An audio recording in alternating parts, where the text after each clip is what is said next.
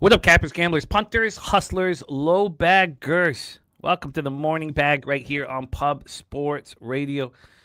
As always, the roller coaster ride continues. Just a wild day yesterday. I was concerned, very concerned. I was concerned going into the late show, and I really thought that could affect the late show. I came into the late show and I got it. I cashed a bet like right when the late show started, but I was 1-6. And you're trying to put on a show and cap a card, and you're sitting there, four figures down on the day, and it's difficult. But we cashed the 4 units on the Giants game. We cashed both unders in Philadelphia, Seattle, and we started climbing out. So in the end, I turned a profit in MLB, which is astounding when you're down the way I was coming into the late show.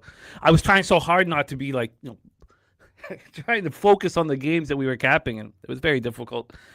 So yesterday, 10-8 in Major League Baseball plus 0.82 units.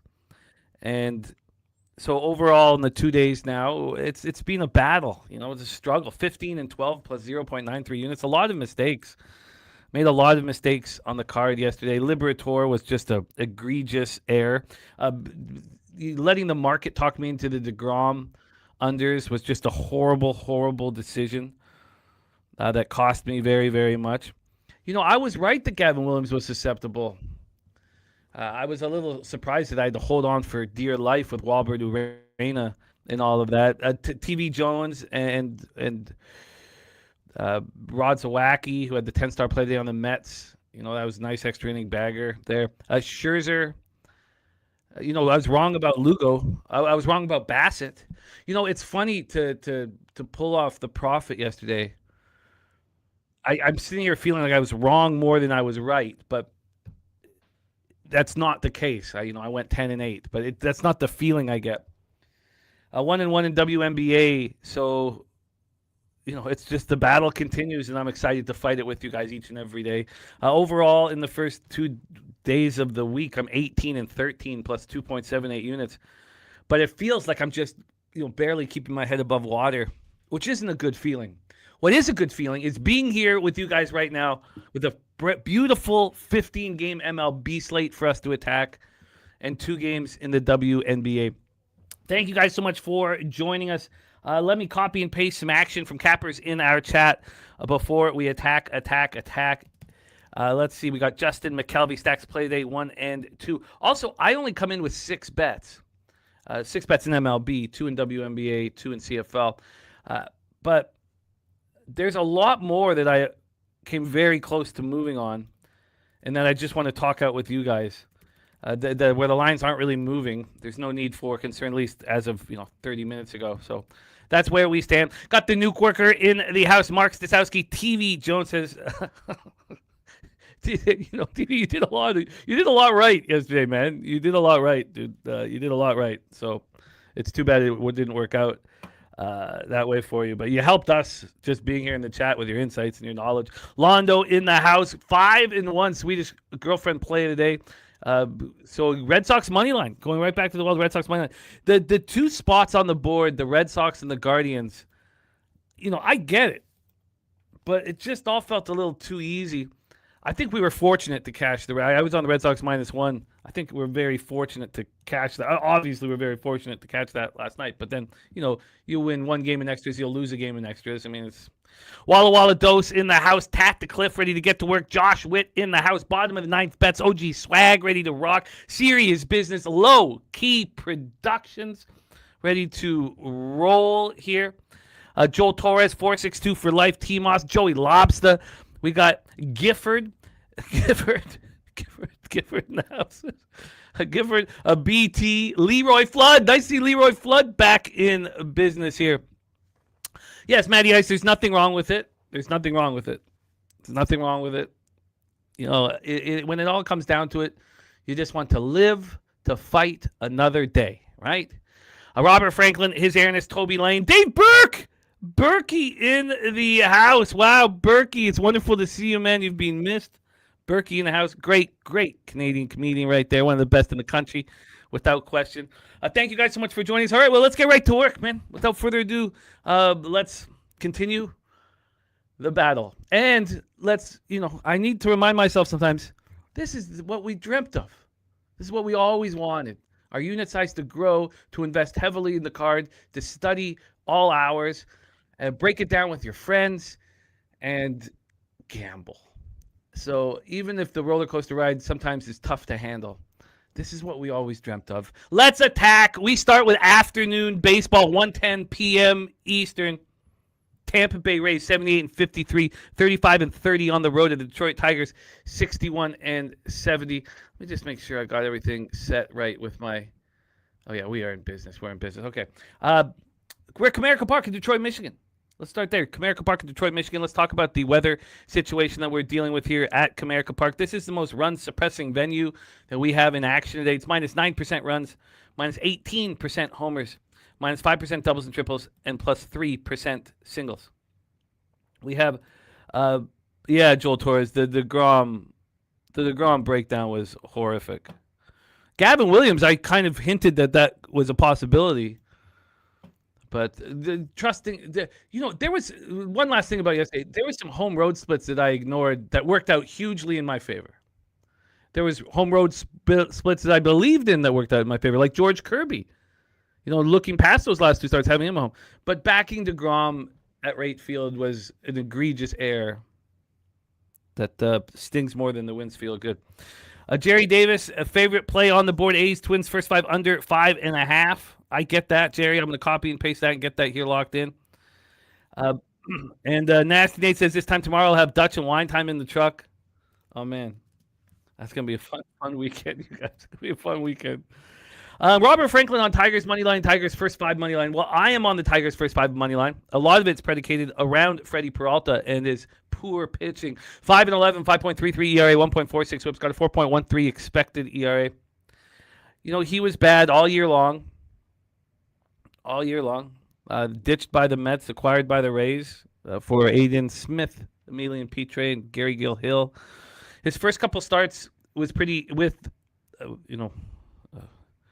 his first couple starts with the Rays. We were able to give excuses, pretty easily. Matty Ice says Tigers Rays hitters versus these pitchers are 8-50, and the weather the way it is under looks good. So it's a first 5 under and a first 3 under for Matty Ice. I still have a difficult time trusting here. Is it hot? How hot, John? Is it too hot? I'll let Swiggy tell me if the mic is too hot. We had that first start was in Colorado, in the thin air Colorado. Easy to give an excuse for. 7 earned runs over 3 2/3 was his first start with his new team. It's pretty easy. Monday, August 10th, we saw him again, and that was in Sutter Health Park, and he pitched much better. 3 earned runs over 6 innings, but the A's can't hit, and that's why Jerry Davis is so confident here on the under in Twins A's. Then we saw August 16th. He went 4 2/3, 2 earned runs. He's faced the Orioles in back-to-back starts, so he's had a pretty tough. He's had a pretty tough first 4 starts, if you think about it. So I think there's a lot of truth to what Matty Ice is saying.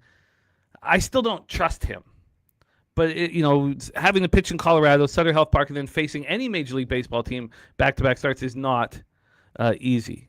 It's not easy. We got just my 2 cents in the house. DeJuan Turn, time ready to get to work. I will copy and paste that Grand Slam play today. But let me get into Troy Melton, as I am on the Tigers' first 5.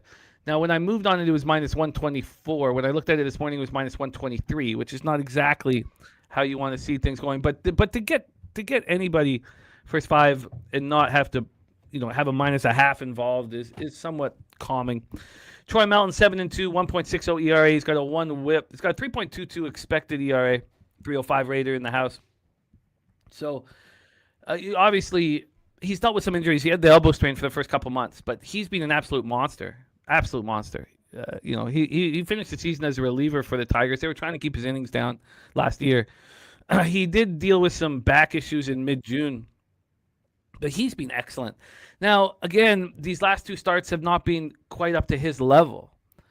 and you look at that Saturday, August 15th start, there's no excuse for that. That was at home versus the White Sox. Sure, the White Sox are starting to hit a little harder, but there was no his airness, no, definitely run suppressing. Most run suppressing ballpark in action today. 9 hits over 4 1/3. There was no real explanation for his struggles. And the same at Kansas City, but he was okay. 3 runs, 2 of which were earned, but 2 more home runs allowed. He hadn't allowed a home run in a long time, and he doesn't allow many long balls. He doesn't get barreled very often. When we get to the bullpens, Tigers bullpen 4.18 ERA, 1.21 WHIP. Rays bullpen 4.04 ERA, 1.18 WHIP. Swiggy's got Melton is worse against left-handed batters. We're going to be facing 5 here. Jerry Davis says that first 5 sitting at minus 130 on DraftKings and FanDuel. Well, that's nice. That's a nice difference. We always look at the price difference, and we'll look at the price difference here at Pinnacle as well. So the bullpens and the sticks are actually in the similar scenarios. Both bullpens are throwing around the same level over the last 30 days. The Tigers versus righties 269, 781. Rays versus righties 276, 769. There's not a lot of difference there. Let's get into the line history here for the spot. We have. Let me get back to money lines. Oh, come on. I cannot wait for this. This was working fine a second ago. Well, while that's loading, why don't we take a look at the price difference? I still got it up. So right now, the Tigers are minus 118 right now. So that's moved a little bit. First half now minus 124. So that's moved the cent back into my direction. Okay, I'm going to pull up this site again. I'm ready to flip to this site's been giving me problems the last couple of days. I'm ready to flip just to the legal books. Well, let's get over to the legal books and see how they're handling this spot here. We have 7.5s across the board. 7.5s across the board. And the market's all over the place. Now, the first concern you see from the legal books is at Circa. And, they've moved this 6 cents in the direction of Tampa Bay. Detroit's now minus 110 on the money line. So there's certainly a concern there. 51% of the tickets are on the Rays, but just 36% of the cash. That's a nice situation to be in. 64% of the tickets are on the over, and 59% of the cash is on the over. That's how we stand here here, and I got my line history up. So Bet Online's still just sitting there at minus 115. This got up to minus 123 at 3 in the morning, which I would be much more comfortable if that was the case now. But we're sitting at minus 115. We're sitting at the opener. Look, I think I have an advantage. First 5 is pretty simple. Razor sharp picks in the house. Great to see you, Razor. I'm pretty comfortable with all of this here. But I'm also going to sit here and say nothing. It's not correlated in a way where I can sit back and be very confident. It's our guy Ronnie Crawford's wife, Wendy, beautiful wife Wendy. It's her birthday today, and so there's a birthday pick in store for our guy Ronnie Crawford, and this doesn't feel like it's the one here by any stretch of the imagination. So I like it from an X's and O's standpoint, but there's no situation where I'm like, look, this is.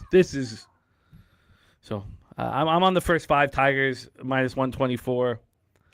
I've not added any confidence to it.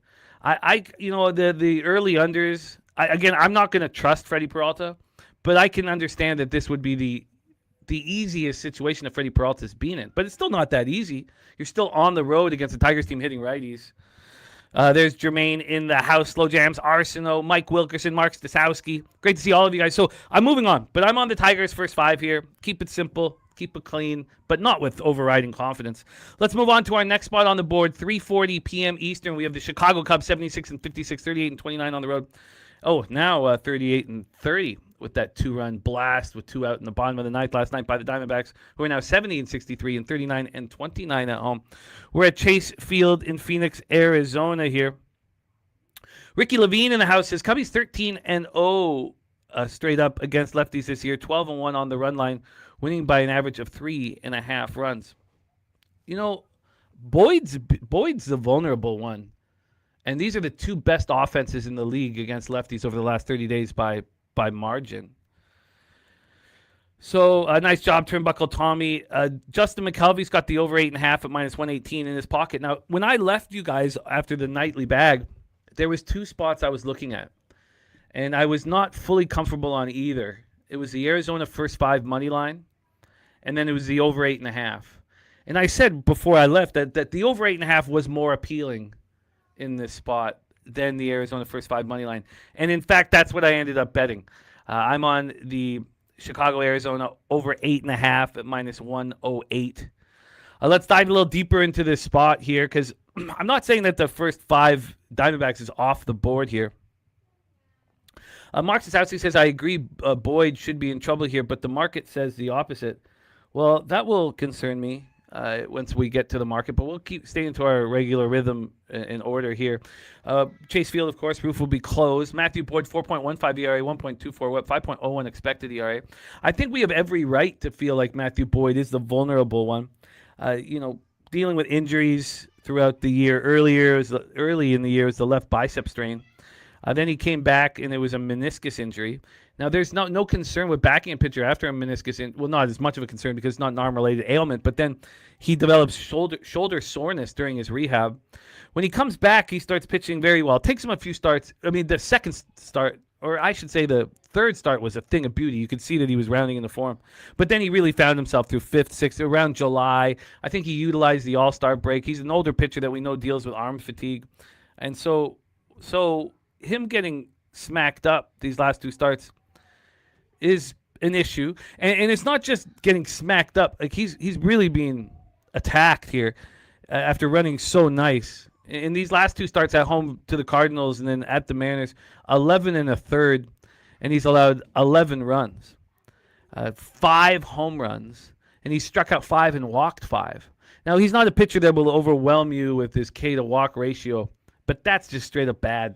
Let's talk about Eduardo Rodriguez, 13-4, 2.61 ERA, 1.21 WHIP. He's got a 4.60 expected ERA. It's the expected ERA that always kind of haunts him. We have, an all-star pitcher here, and hearing my kids yell in the living room, I know that it's just 2 more weeks of this, and then they're back at school. And I generally love having them around, but I am working right now and trying to stay cool and calm and collected. Last time we saw Eduardo Rodriguez, Friday, August 21st, he didn't allow a run over 5 2/3. It was a nice start at home versus the Reds. So now he has back-to-back home starts. The Reds obviously can't hit lefties. We're talking about a team in the Cubbies that annihilate lefties. So, but still, look, I mean, if we go through these starts, he had the bad start after the All-Star game, like a lot of vets did. And then he's only had 1 bad start over his last 6. And he's got, he's in his rhythm. He's got consecutive home starts, but he is going up against a Cubbies team that annihilates lefties. Diamondbacks bullpen is also a concern. Now, it didn't affect them last night. 4.65 ERA, 1.37 WHIP. Cubbies bullpen, 2.86 ERA, 1.10 WHIP. We know that the Cubbies have a big advantage when it comes to the bullpens. But when it comes to the sticks, these teams are annihilating left-handed pitching, and the Diamondbacks are doing it despite not having Ketel Marte in the lineup. Cubbies versus lefties, 300, 923 OPS. Diamondbacks versus lefties, 297, 831 OPS. Matty Ice says 104 at-bats versus these 2 pitchers, so big sample size. These hitters are batting 298. Over looks like the play here. Bregman and Suzuki home hit runs, RBI props are probably a good look. Joy Lobs says the Cubs made him throw up last night. Noel says, good morning, fellas. Let's get to work here. So with this, and Josh Witt looking at the Cubs team total over 3.5 and PCA over 1.5 hits, runs, and RBIs parlay. Warbucks on the Diamondbacks in the over 8.5. Well, let's get into the line history because it's a little concerning hearing from Mark that this is appears that this is going to be a nice opportunity for Boyd to pitch well. There's been no movement on this line. There was a few cents in one direction, a few cents back. Now we've moved 1 cent towards the Arizona Diamondbacks, so nothing to be concerned about there. Then as the total comes up on my board, God, I'm going to have to just lose it on this site. That's not helping either. When we get to, there we go. God, I don't see, unless we think that Erod is the vulnerable one here. We've had an 8-cent move towards the over from a pick'em to minus 118 to the over. All of the sharp books are heavily juiced to the over. Bookmaker that is no longer considered that a sharp book has moved it to 9. Now it's plus 102 to the over, so it's not a big deal there. When we look at the price difference, first 5 in full game here, we have the 8.5 minus 115 to the over at Penny, but it's plus 102 to the under. So I'm liking everything there. Price difference, we have Arizona minus 103 full game. First 5 minus 105, so they're not telling us there's an advantage here. Look, I'm comfortable with all of this. I don't feel the need to move on. 55% of the tickets and 90% of the cash on the over. So, yeah, look, we want this game pops off in the afternoon at, 3:40. Yeah, we want it to be a flat 9. Obviously, we want to see that half-run move with all this money on the over. 53% of the tickets, 56% of the cash on the Diamondbacks. I don't feel like it's necessary to move on the Diamondbacks. So I'm not going to add Arizona first 5. Comfortable with my over 8.5 at minus 108. So it's moved 7 cents in my favor at penny. And I want it to move more. And hopefully it will. But I'm comfortable enough. There's our guy, Wine Time Sports in the house. So let's roll on. Next spot on the board, 3:45 p.m. Eastern, Cincinnati Reds, San Francisco Giants. This was my night last night. You guys knew it was my most confident spot on the board. Little did I imagine that Adrian Hauser would get hurt in the second inning and I'd be holding on for dear life. But all 4 units cashed, really easy. And the breakdown was really succinct and sound, except for the fact that now the Giants have gone pretty heavy into their bullpen. So let's talk about Oracle Park here in San Francisco, California. The Giants aren't bad there, 30 and 33. Plus 2% runs, minus 13% homers, plus 9% doubles and triples, and plus 8% singles. So again, we talked about how I had the confidence. I maintained confidence throughout on betting the under in the Phillies Mariners game yesterday, and I'm on it again today. But there's warmer weather out west, and it's affecting some of these run-suppressing ballparks that we have a bias, a vividness bias that runs aren't scored here. And you can see it's not too big of a deal. The weather is plus 2% runs and plus 2% homers, so it's not a big deal. But we often see, and it's also an afternoon game. And again, in these night games, if this was played at night and the conditions, if it just was moved a few hours later, and the home runs would be minus 21%, and the runs I'm sure would be minus 6% or something in that area. So it is afternoon baseball. We had the surprise losing Hauser, so we have warmer conditions. The Giants go heavy into their bullpen, because my first thought in this game was to be on unders.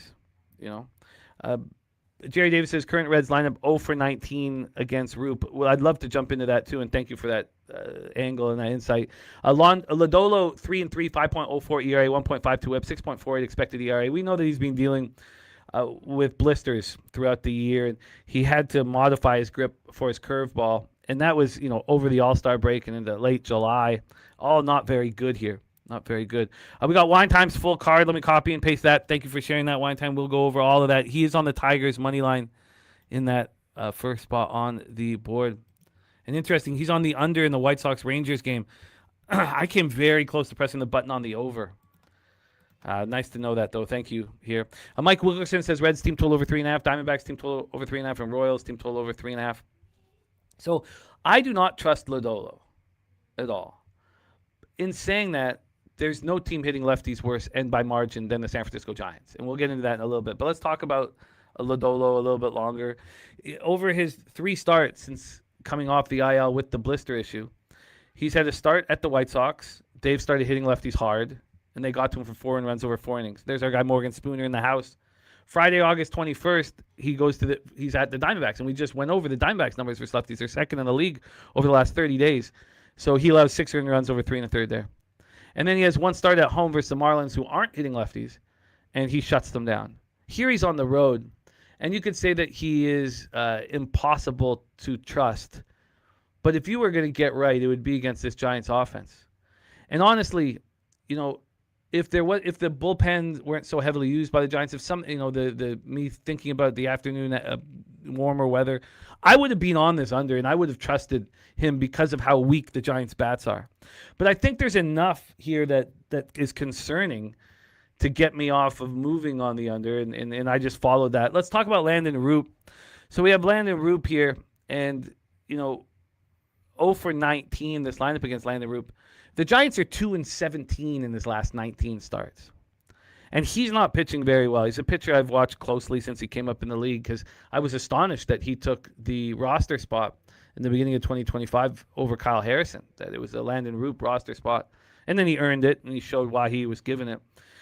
He's just not pitching at a very high level. If we look through these last 5 starts, he's not made it through 6 in any of them. We can go further than that, 6. So it's last 6 starts, he hasn't gone through 6 in any of them. A lot of these he hasn't even made it to 5. And the last 2 starts he's gone 5 2/3. That was at home versus the Rockies. Allowed 4 earned runs. He got outpitched by Kyle Freeland. And then Thursday, August 20th at the Guardians, he looked okay, 3 earned runs over 5 1/3. Now, I don't trust these bats at all, but you heard me talking about Adrian Hauser. Like, I knew Adrian. Now, Adrian Hauser got fortunate in that first inning, but look, I was really confident in Adrian Hauser, and I'm not with Landon Roop. Obviously, if you have a baseball team, you want Landon Roop on it over Adrian Hauser. Bullpen-wise, Giants bullpen 3.40 ERA, 1.41 WHIP, but we know they were heavily utilized in that game last night after Hauser gets injured in the second inning. Reds bullpen 3.74 ERA, 1.29 WHIP. And as I said, these teams aren't hitting.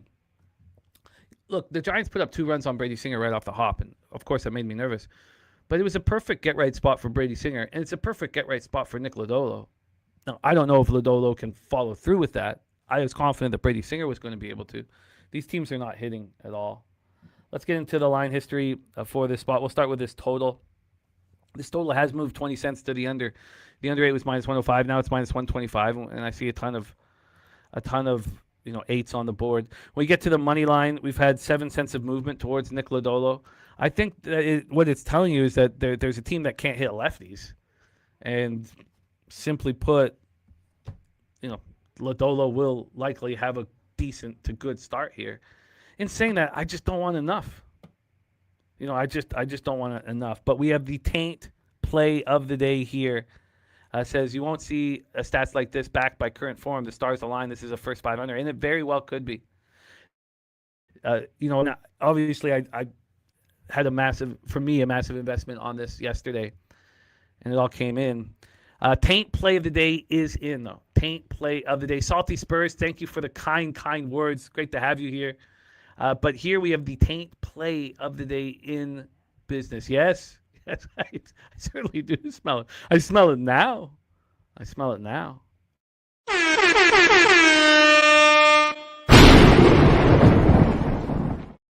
The taint play of the and we've talked about it quite a bit in the last week. How you want a statistical profile that's not relevant for the situation, and that's your advantage. And so like for instance, Kirby, that the Phillies Mariners start. Who would want? Like, we could explain why the first 3 under was so cheap. We could why we were saying these numbers weren't relevant. Now it hurt me and helped me yesterday. It wasn't all perfect, but taint play today is in. It's the first 5 under 4 from our guy Matty Ice.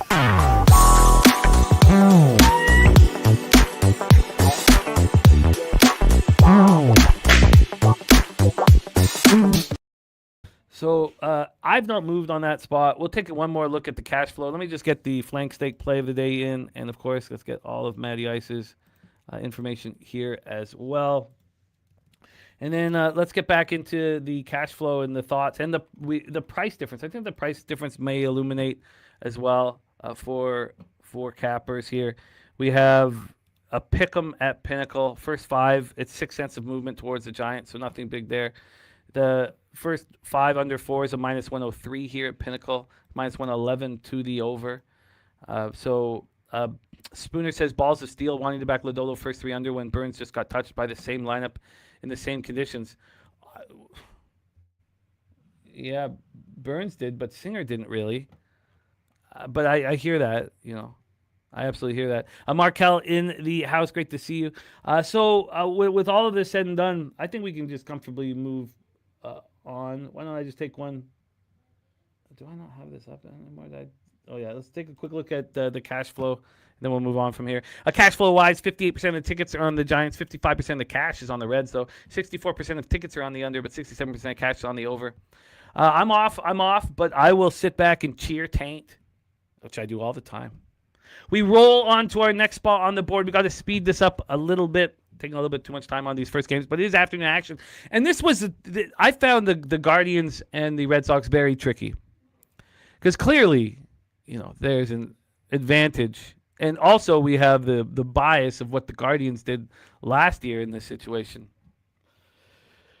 So let's break this one down. Guardians-Angels, we're at Angel Stadium in Anaheim, California, where the Angels are 30-37 at home. With minus 2% runs, plus 2% homers, minus 4% doubles and triples, minus 2% singles. So we have afternoon action here with a much warmer weather on the West Coast. So we see it's a plus 11% home runs here. Plus 11% home runs weather-wise alone.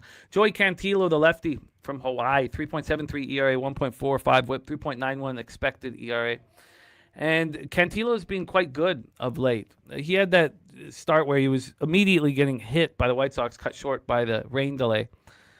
And I imagine he would have kept getting hit in that start, but that's the only start, in August, or at least late July, that where he did get hit. His last start was in the thin air of Colorado. He looked very good, looked very much in control.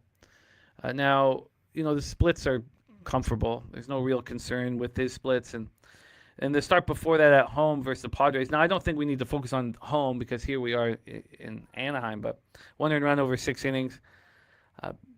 The last time he was on the road before this was at Great American Ballpark, 4 innings, 8 strikeouts, but only got through 4 with 4 hits. Clearly, they're the much better baseball team, and they could easily get rolling here. Let's talk about Grayson Rodriguez, 4-5, 6.41 ERA, 1.53 WHIPs, got a 5.77 expected ERA. We went over his numbers versus lefties, as obviously it's the elephant in the room every time you talk about Joey Cantillo. And we went over his numbers versus lefties, and they're getting better.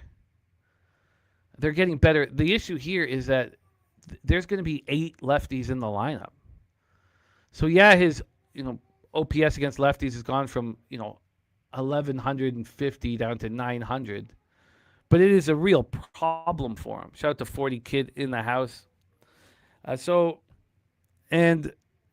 says, it may sound crazy, but major pitching mismatch for Cantillo. AM says, in games where Grayson Rodriguez starts, the over is 37, 20, and 1. Bullpen-wise, I know that the Angels' bullpen, hurt them yesterday, but 3.35 ERA, 1.30 WHIP's been good for a long time. But we should talk more about Grayson. I shouldn't just leave with that, honestly, just the left-handed bats and the 8 in the lineup. That last start at the Astros, again, they brought in Dalton Varsho so they could have a third left-handed bat. I mean, it's the perfect lineup for him to attack. He's certainly pitching better right now. He's certainly pitching better. I mean, we can say that here. Bullpen-wise, the Guardians' bullpen, we assume, is going to step up and start delivering. I think it's an easy assumption. When we get to the sticks, Guardians versus righties, 240, 648 OPS. They're not hitting, but again, we expect that to be moving in the right direction. And Angels versus lefties, 227, 625 OPS. So let's get into the line history here. And there's not been a move towards the Guardians. It's pretty fishy. We kind of had a sense that was going to be the situation when we got here this morning. It's gone from minus 139 to minus 135. I think when you look at these two lineups, you would say that the implied probability should be greater than that of the Guardians winning. This total was a 9 juice to the over, juice to the under. Excuse me. Now it's an 8.5 juice to the under. Not all books have a juice to the under, but the sharp ones do. So let's get also into the price difference first 5 full game, because I understand that the Angels' statistical profile, their bullpen's better right now than the Guardians, but I find it hard to believe. And I also know that the Guardians' lineup is tougher to face. This is just a minus 131 at Penny. It's very cheap. And the first 5's a minus 128. The Angels are plus 121 full game. First 5 plus 112. If I was just sitting here saying, look, I want to gamble. We have 79% of the tickets and 69% of cash on the Guardians and 83 and 88 on the under. If I was sitting here saying, look, I'm ready to gamble. The books are telling us that this is a live spot on Grayson Rodriguez first 5 plus a half. They're telling us that Grayson's going to pitch well. If we trust that the Angels aren't hitting lefties, you could take first 3 unders, you could take first 5 unders. I'm not going to do that here. I don't think there's enough that correlates with any of this here. So, yeah, absolutely. And there's our guy Robert Cherry in the house. So nothing. Look, could I get to an under, an early under? Yeah. I mean, could I get to a first 3 under? First 3 unders minus 135 to the over, minus 105 to the under. I don't know if it's the roller coaster ride I've been on the last 2 days, which in the end was a profitable one. This isn't appealing to me. I'm a high volume guy, and this isn't appealing to me. And we have AM moving on the over 8.5. Spooner says he doesn't trust Grayson. Time says Grayson's going to deal here. I think both are very legitimate comments. I'm off. We roll on. 4:10 p.m. Eastern, our next spot on the board. Philadelphia Phillies 73 and 59, 35 and 29 on the road. At the Seattle Mariners 63 and 69, 36 and 30 at home. T-Mobile Park in Seattle, Washington. Catch the first 3 under in the first 5 under, pretty comfortably here. This is not the Pirates game. That one I believe that's next. That's next. I can flip to it though if you want it. Why don't we do that? We'll hit over to the Pirates game. So we're Pirates Padres, Petco Park in San Diego, California. Let's get into the weather here at Petco Park. It's not even in. Yeah, it's in Petco Park. Let's get to the weather in Petco Park here, and this is as offensive conditions as we've seen at Petco. I don't remember seeing 0% runs plus 8% homers. And the weather is obviously a big part of it, plus 7% runs and plus 13% homers. We have afternoon baseball. And by the way, Turnbuckle says Guardian smash spot. Says don't get cute and overthink. Just trust the better team. You know me. I don't like being called cute, obviously, but I'll overthink all day and enjoy it. Wine Time says Mariners plus 115. It's a gift that keeps on giving. Jerry Green completely with Tommy's thought process on the Guardians game. Maybe you guys are absolutely right, but overthinking is, all I want to do. It's the only chance I have. You want me to underthink? Let's talk about Bubba Chandler. 6-8, 4.38 ERA, 1.37 WHIP, 4.08 expected ERA. Now, the first 5 over, I wanted to bet last night. The first 5 over wasn't available for me last night. It was available for me this morning. So I could have bet it, but the line wasn't really moving, and I thought I'm better off if I'm going to bet an over, which is not something, I bet way more unders than overs. I really want to think this out and plan this out and talk it out before I put the money down for it. We have Bubba Chandler here. Bubba Chandler last start wasn't very good, and it cost me money. It was a real problem. Really affected me. Sports Rage. Said Sports Rage 25th anniversary party, and I was like, come on, if you get 2 runs off of Yamamoto, I should have cashed at least that first 3 plus a half. He allowed 4 runs over 4 innings. It wasn't very good. And obviously that's affecting. I've got a bias now because I lost 2 units on Bubba Chandler. But he'd been good to me. Start before that, 2 earned runs over 5 innings. That was at home over the Red Sox. We have the splits. He's been better at home than he's been on the road. And that's something that is legitimate here. We have on August 8th, 6 innings, not allowed a run at home versus the Mets. Clearly right now, he's got some of that bulldog back. He'd lost it for a little bit. He's got some of the bulldog back in him. You can see on the mound. You can see he's confident. But he's not been that good on the road, and I think that you can attack him here to some extent. We got Randy Vasquez starting on the other hand. Randy Vasquez has been really good. Randy Vasquez has been quite solid. 4.19 ERA, 1.31 WHIP. He was a bullpen piece. He got hurt. Then in August, it started at the very end of July, he got to be a primary. And he pitched very good as a primary. The next time, starting August, he got to start, and he had back-to-back beautiful starts at the Diamondbacks and then at home versus the Astros. He was a primary in a loss at the Guardians. That hurt him. And then Friday, August 21st, last time we saw him, he looked very good at home versus the Twins. He's pitching quite well. He's had a tougher time at home than on the road, which doesn't fully make sense here. And by the way, Matty Ice says that the Pittsburgh team total over 3.5 was almost taint. AM also says that Randy Vasquez in the home starts 21-10-3 to the under. So Vasquez is a problem with this total, which is wild. You would think that he would be the vulnerable one, and Bubba wouldn't be. These bullpens are pitching very well. I mean, very well. Padres bullpen 2.39 ERA, 1.06 WHIP. Pirates bullpen 3.32 ERA, 1.32 WHIP. Pitching at a very high level, and then the Pirates aren't hitting. 240, 687 OPS. The Padres versus righties 271, 770 OPS. And look at that, Jerry. That's wildly interesting. The arbitrage there, man. I'll copy and paste it for sure. Josh Witt looking at the first 2.5 here for this one in Padres. And I'm on the other side, but I haven't bet it yet. So let's go over the line history here and see if this total's not moved at all. It's a high total for San Diego.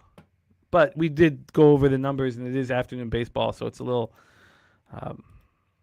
more acceptable in the afternoon. We've had a 3-cent move towards Vasquez.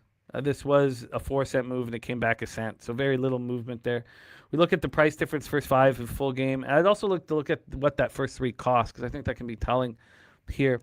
When we get to the price difference for first 5 and full game, we have the Padres minus 130 full game. First 5 minus 124. So they're saying that Bubba is a slight advantage. Plus 120 for the Pirates full game. Plus 108 first 5. So they're saying that Bubba is an advantage. And when we look at this first 5 here with the total, the under 4.5 is juiced to minus 110. But I expected that. That was what I expected. Rods Wax says bet against Pittsburgh in road games on the money line after scoring or allowing 3 runs. Sorry, after scoring and allowing 3 runs or less last 2 games. Pittsburgh record since the 2025 season is 0-9. Jerry Davis says Vasquez struggles with good left-handed batters. Current lineup is 9 for 18 against them. That's another very, very, very important point. So look, I want the first 5 over, and it's just this is not a normal situation for me. This is not something that I bet often, but I think I've got. Let's see if I can see a public. Let's just see what the public's doing here. It could give me enough conviction. Yeah, 60% of tickets, 73% cash on the under, 75% of tickets, 77% cash on the Padres. Matty Ice loving the Pittsburgh team total over. Rods Wax says bet on San Diego on the run line after getting shut out. San Diego's record during 2026 9-1. Look, I'm in business. I'm going to move, but I haven't bet this yet, but I'm going to move on it. It'll be the first 5 over 4.5 for me. Spooner says the bullpens are very taxed. Why not? Full game. I guess let me pull up the exact bullpens. I guess the first thing why I don't want to be involved in it is just the vividness bias of how great they've been. But you're right. Let's go over. I would like to see bullpen usage from my own eyes here before we move on. So we got Padres, Pirates. Let's just move down the list here. And, well, Padres only had Mason Miller. Mason Miller can't go. But he's the only one. I mean, I guess Moron can't go either because he's gone back-to-back. He only threw 6 yesterday, but I guess I'm not too concerned there. The Pirates bullpen is more of a concern. Montgomery, Soto, and Doval have gone back-to-back. Yeah, I think there's a lot of truth. I think that does make sense. And I can't bet both. I can't bet both here just because I don't have the conviction. I mean, that with 2 units on the total, which I have no problem with. You see me do it all the time. Okay, I'll have to decide the first 5 over, full game over. But I'm going to be on one of those bets. And great stuff from the chat there. Let's roll on. Next spot on the board we have is the Philadelphia Phillies, Seattle Mariners. Shout out to Lex Steele in the house. I'm very uncomfortable going back to a well, and I just cashed first 3 under and first 5 under yesterday. But I am going right back to the well here in Phillies Mariners. We have T-Mobile Park in Seattle, Washington. Let's get into the weather. As we know, it's warmer here at T-Mobile because it's afternoon baseball. Minus 5% runs, even for homers. Minus 8% doubles and triples, and minus 6% singles. It's not a big deal. The weather's got a plus 3% runs, even for homers. Plus 7% doubles and triples. Afternoon baseball out west. I love to hear that, Spoons. Great to see you, Lex. So we have Jesus Luzardo going up against Brian Wu. So you talk about the evolution of, or not evolution, just the sitting with an action and letting it marinate. When I began capping this card yesterday afternoon, I was concerned about Wu missing his last start. That concern dissipated pretty quickly. I was like, you know what? They wouldn't start him. And clearly he had a strong bullpen session, cleared to return. And so another way of looking at that his absence is that it could be a positive. It doesn't have to be a negative. Now, that took me 8 hours to get to. So initially I was like, who would want to back Brian Wu, if he's dealing with his throwing shoulder, right soreness. And then I got past it. So that's a big part of this cap. He's had 3 really strong starts in a row, and obviously the interesting thing here is that 2 of them have come on the road, and the last 2 have come on the road. And he's been the most predictable pitcher in baseball. Shout out to Wager Detective joining us. So Brian Wu was my first concern, and I got past it because I have no concern with Jesus Luzardo. He's an excellent pitcher. 3.35 ERA, 1.15 WHIP. He's got a 2.88 expected ERA. Pitching at a very, very high level. Now, he has your odd start where he gets lit up and smoked. It was surprising July 29th that happened in Miami. That will happen once in a while, but it's a once in a while situation. I really trust him. That last start wasn't great. It was at home versus the Cardinals. He allowed 4 runs over 5 2/3. It was upsetting. I think this is an opportunity to bounce back against Mariners team that's not, hitting lefties that hard. But let's read TV Jones's quote because there's truth. Now, I could tell you statistically that the Mariners over the last 30 games are hitting 207 with a 642 OPS versus lefties. I don't know if that really tells the whole story because we've seen them putting up runs over the last 2 weeks. Their 14-day numbers would obviously be quite different. TV Jones says Mariners money line. Phillies are trash, struggling mightily. Rally hitting dongs finally. God, can you imagine that he had more home runs last year than he has hits this year? It's just so wild. Baseball's... it says offense is clicking and Wu lights out at home. Bullpen suspect, but the Phillies offense has done nothing here. Has done nothing. So, and there's Steve G in the house. So with this all said and done, yes, the Phillies statistically have an advantage over the last 30 days versus righties, 266, 767 OPS, but I think you could look past that quite easily here. Let's get into the line history because I moved on 2 bets. Here, let me just pull up my show sheet. I don't need to go all the way up. I'm on the first 3 under 2, minus 110. This was already a very low total to begin with, so I didn't feel like I was getting too much of a disadvantage at 365 compared to Caesars. I know I was getting a disadvantage.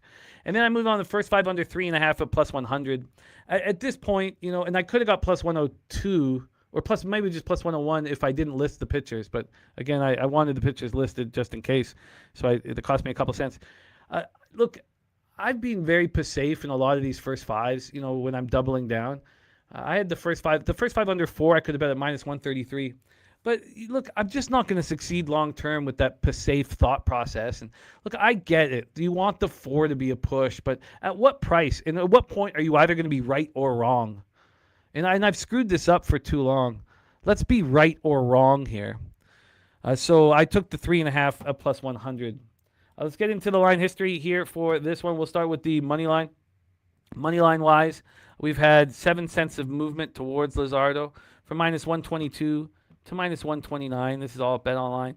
When you get to the total here for this spot, we've had 10 cents of movement towards the under from under 7 at minus 115 to under 7 at minus 125. We take a look at the price difference, first 5 and full game here. We have the Phillies are minus 127 full game. First 5 minus 128. So, to TV Jones's point, phenomenal work by Luzardo. Questionable for Wu, except the last 3 starts he's turned the corner. And, of course, we talked about the shoulder soreness, but they're not saying there's an advantage. The Mariners are plus 117 full game. First 5 plus 112. So the Pinnacle is telling us that the advantage in the first 5, or compared to the full game, is on the Mariners side of things. And then when we get to the cash flow, it's heavy Phillies action.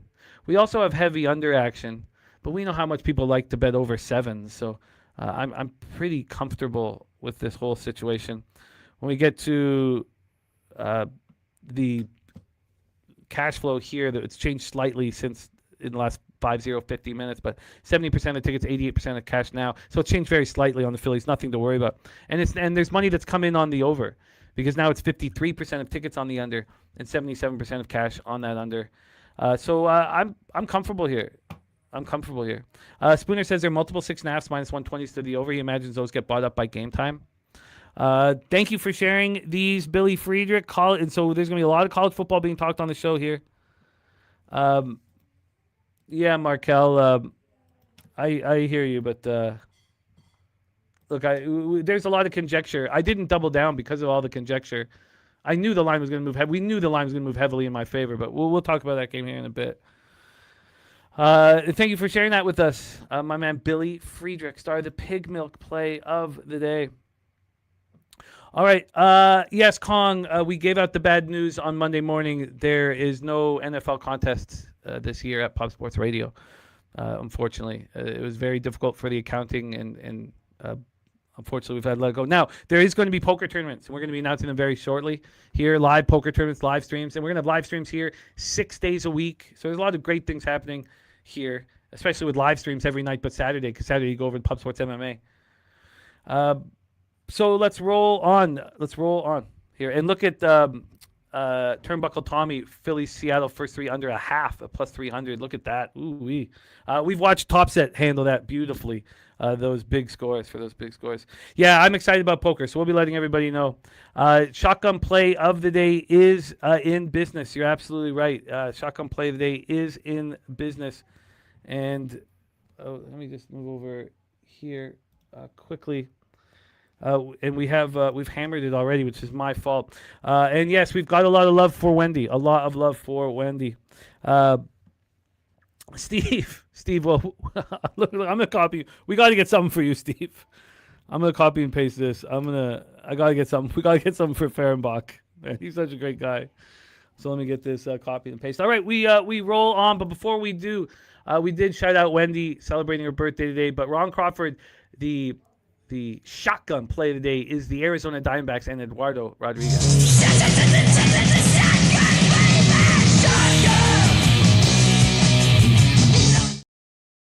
So I could have been complicating things, overthinking things, what have you, for not being on the Guardians today. Maybe it's just very simple. And maybe it's similar to the Boston Red Sox. I imagine, if I was talking to Spoons, we would understand that the reason why I'm not on the Red Sox today mainly is because I shouldn't have cashed with them yesterday. I got lucky, and because of that, I don't want to go right back to the wheelhouse. So I've not moved on Red Sox -1. It's been sitting here with a lot of asterisks and a question mark here. So let's roll here. Boston Red Sox, Miami Marlins. We're at Lone Depot Park in Miami, Florida, where the Marlins are a really good baseball team. 41-26 down there. We have Sonny Gray going up against Ryan Gusto, and Sonny Gray coming off a bad start at home versus the Giants.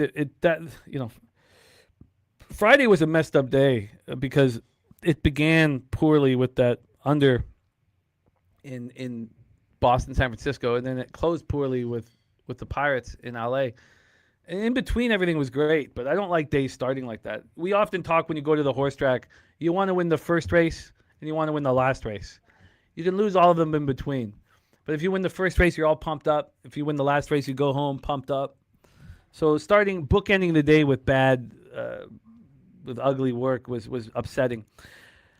But he'd been pretty good, really good. Now, he didn't look quite so good at the end of July. He was still going deep enough into games. Early in August, he was pitching quite well.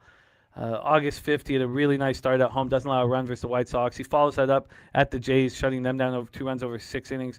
And then he goes to Pittsburgh and shuts them out over 7 innings. So this last start, I think we can, put a line through. His splits don't tell us that he's worse at home than he's on the road. Spooner's on Gusto over 14.5 outs, a plus 100. Let's talk about Ryan Gusto. 4.37 ERA, 1.34 whips, got a 4.29 expected ERA. He's done everything asked of him. Of course, he was traded at the deadline last year from the Astros, and then he was horrible in that stint with the Marlins. Didn't make the team out of spring training, and then came up, and he's been pretty good. So now he's got consecutive starts at home. That's something that really appeals to me. And his last start, he doesn't allow a run over 4 innings and a 3-2 win at home versus the Nationals. That one really got me because I'm a huge Will Dion fan. I've become a huge Will Dion fan. He's in our next game. He's the primary for the Nationals. And I cashed first 5 plus a half, but lost the full game because Gusto pitched so well. We got Josh Witt's barn burner play of the day in. I will copy and paste that. Yeah, Jerry, that's how I want to do it. And yes, Swiggy can pull up the recent bullpen usage for each team. And I've got it up here myself. So let's go over this here. We have, of course, Marlins, Red Sox. Let's start with the Red Sox as I'm already up here. So let's go over to the Red Sox. The loading bullpen pitch counts. And come on, man. Here we go. So a huge bullpen day for Red Sox yesterday. Weissert went 12, Olds went 18, Gamboa went 20, Miller went 13, and Guerrero went 26. Chapman didn't go. Moran didn't go. Of those pitchers, only one has gone back-to-back. That's Eric Miller. So Red Sox do have some issues there. Marlins-wise, wow, Marlins went so heavy on their bullpen. Good God, wow. So everybody went. Everybody went because Fairbanks is on the IL. And we have 3 that have gone back-to-back. Gibson, Eknes, and Zuber. So Fauché can go. Wow. That's tough. The Marlins are in a tough spot. There's no doubt about that. No doubt about that. Matty Ice has got a feeling something gets touched up here. So let's grab the line history here, and let's touch on a couple more things here. Bullpen wise, we know that. Look, I could say that we didn't deserve to catch the Red Sox -1 yesterday, and we got fortunate or whatever. A couple things did happen. First off, the line didn't move against the Red Sox until during our show. It just was stagnant, and so I didn't move on the Red Sox first 5 -1/2 because it was so stagnant. So that saved me a unit, and then. We know that the Red Sox have a big bullpen advantage, 2.28 ERA, 1.06 WHIP compared to the Marlins, 4.63, 1.36 WHIP. And we also know that the Red Sox are hitting much harder than the Marlins versus righties. So there were some things that really did push us or move us towards that spot here. Justin McKelvey's on the over 7.5 here. Mark Stastowski moved on the Boston team total over 4.5. Well, this isn't pushing me away from Boston. So let's see if the line is moved in Boston's favor. First off, there's been a big move to the over. This opened up over 7.5 at +105. Now it's over 7.5 -118. So a big move to the over. And then when we get to the money line here for this spot, we've had a huge move to the Marlins. Good God. Wow. Just like yesterday. Whew. Wow. Well, look, I'm thankful that I didn't move on these 2 spots, man. Now, they could each cash, but... This opened up at -150. This was a -149, at 9:15 a.m. Now it's -130. You have to think that's sharp action here. I don't need to get too much into this because I'm just not going to move on this game. But let's go over to the interleague. 88% of tickets and 89% of cash on Boston. Spooner on Gusto over the 14.5 outs. Oh man, look, I'm not going to do it because of the bullpen situation. I'm not going to do it. But man, if this was purely based on the market, you would be on the Marlins here. Now you could bet it a +1.5. I don't bet +1.5s. Wow, and Matty Ice really pushing that Gray over 1.5 earned runs here. Wow, this is a fun game, and it's a fun game where I'm just sitting back, wiping my hands of it, saying, yeah, you guys have fun in here. Wild. Let's roll on to our next spot on the board here, and when we get to our next spot in Nationals, in the Nationals Rockies game, we have the stacks play of the day. Nationals Rockies, we have Nationals Rockies over, and it is over 9. At +100. It says Nationals Marlins on stacks is no, but we know that, I assume it's Nationals Rockies here. Nationals Rockies over 9 is the stacks play of the day. And shout out to our guy, Justin McKelvey. Stacks.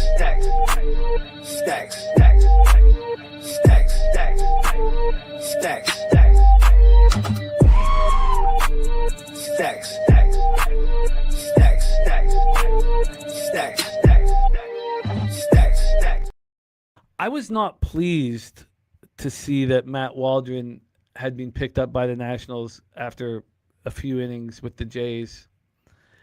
And I was not pleased to see that Waldron was the opener in this baseball game. I guess Will Dion is not stretched out, but I would think of this game so differently if Will Dion was the starter. I don't know if Matt Waldron... Look, I don't know what Matt Waldron's going to do. I certainly don't think it's going to be good, but it's a problem. It's a problem that Waldron is starting clearly. And all I want to do is back Will Dion. I've just He's on the list, man. I love the 5'10", 180-pounder. Let's get into Nationals Park in Washington D.C. here. Let's get into the weather at Nationals Park to get us started. Plus 7% runs, plus 11% homers, plus 9% doubles and triples, plus 1% singles here. We have Tanner Gordon. So he got to start Friday, August 21st. Before that, he hadn't had to start since July 10th. He'd been shifted to a long relief role. 5.75 ERA, 1.49 whips, got a 4.71 expected ERA. Clearly, Tanner Gordon is a very difficult pitcher to trust. Now, he's got these home and away splits that are, the most extreme in Major League Baseball. The sample size is 76 and 2/3 innings. So it's not a tiny sample size, Billy. Oh, it's funny. It's a funny line, Billy. But so do you want to sit back and believe the sample size here for Tanner Gordon? That all you got to do is get him out of the thin air of Colorado, and he's just going to shove? I don't want to do that. But let's take a deeper look at these splits because. I think we should go to the game log instead of the splits. Actually, let's do the game logs. So last time we saw him on the road was August 15th. He went 4 innings, doesn't allow a run. That was as a primary.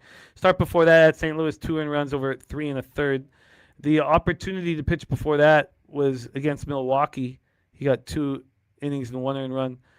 He shut down the Giants. That was his last time he started. Remember, we talked about that. That was back on July 10th. 1 earned run over 5 innings. He also did that against the Dodgers early in the year. So, look, I mean, clearly we can go down these numbers and say, yeah, he's pitched much better on the road than at home.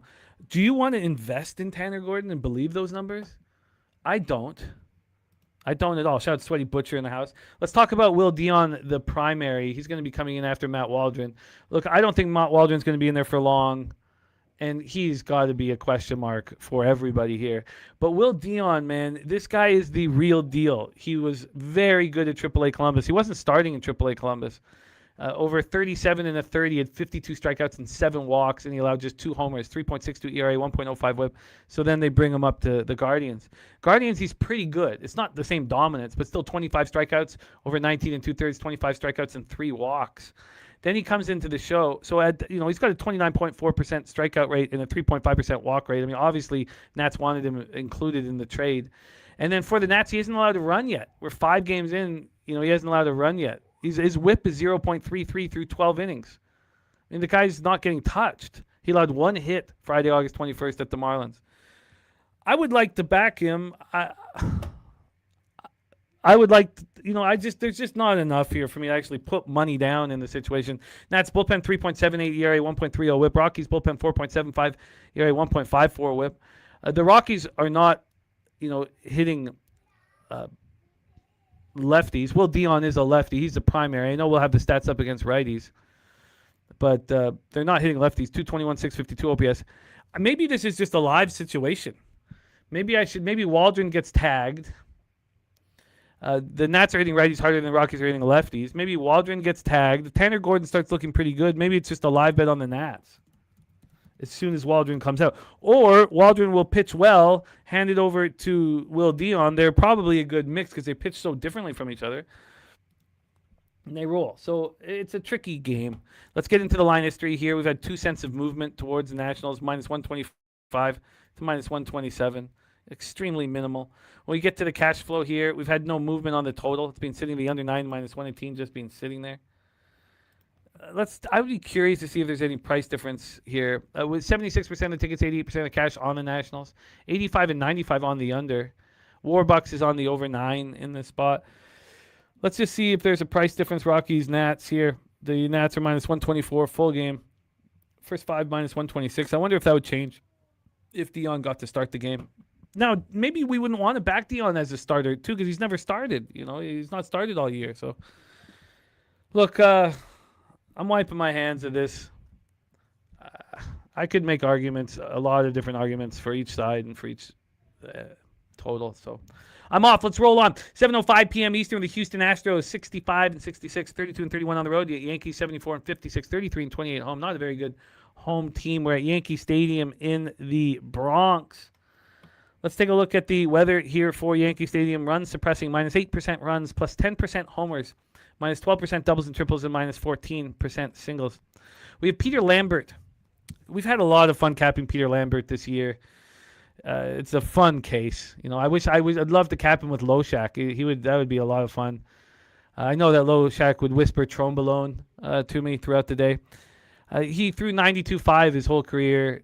He gets cut from the Astros. He has a out clause in his contract. His older brother Jimmy isn't in the majors anymore.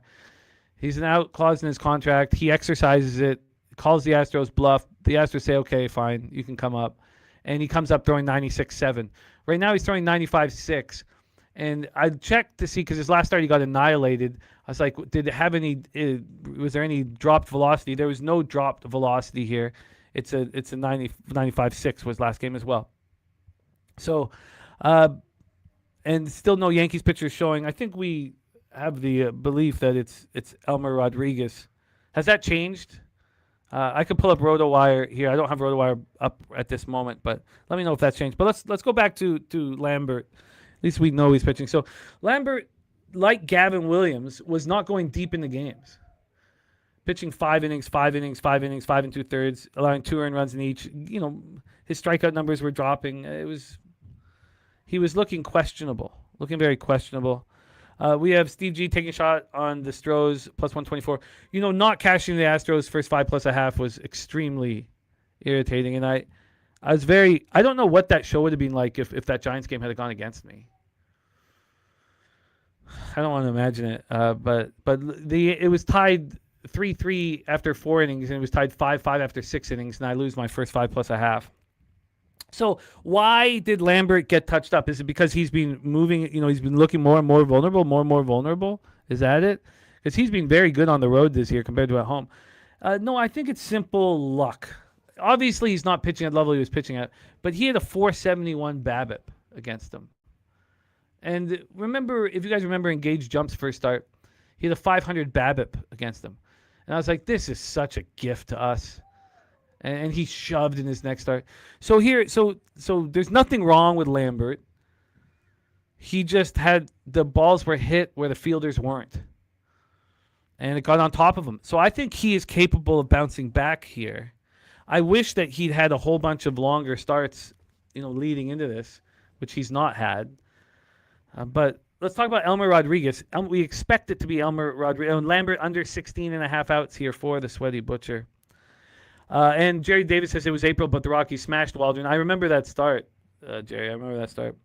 And Josh saying that it is Elmer Rodriguez. There may be an opener for Elmer Rodriguez, and that's why it's not listed. A bunch of books here at this point. But look, you can question how the Yankees have handled him at this point, But 4th round pick in the 2021 draft. He just turned 23 years old. We know him. He's been up in the show before. He looks incredible at Scranton Wilkes-Barre. 2.59 ERA, 1.26 WHIP.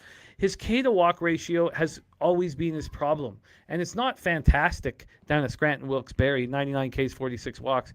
In the show this year, he's had 17 innings with 10 strikeouts and 11 walks. If it's Lambert versus Elmer Rodriguez, I would have a lot of interest in the Astros' first 5. I think that people can get caught up with what happened last outing for Lambert. You could say that they're both vulnerable, and that would be fine, but we do have some run-suppressing weather here in this one. Last time we saw Elmer Rodriguez was June 21st, 4 innings, 3 earned runs, and a 4-1 loss at home versus the Reds. He's not made it through 5 innings in any of his 4 starts this year.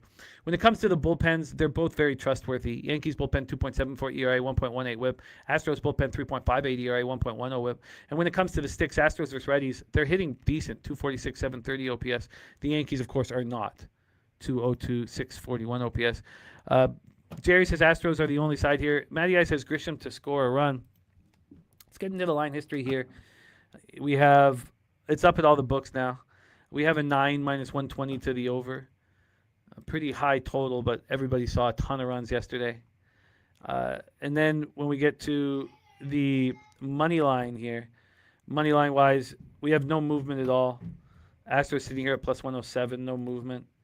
So let's see, is there a price difference first 5 in full game?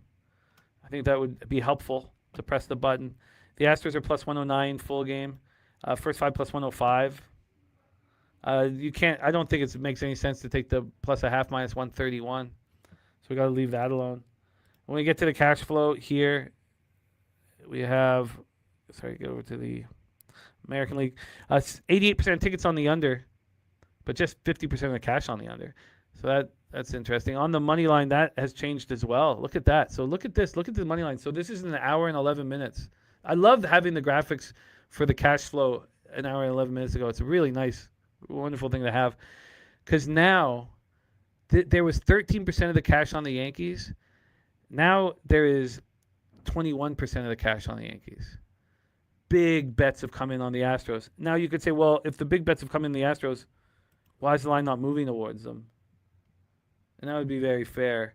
But you could also say that Circa opened this up with Houston at plus 120, and now Houston's at plus 110. And look, at Circa, they have 24% of the tickets on Houston and 80% of the cash. Huh. So, yeah, I think that we back Lambert to bounce back.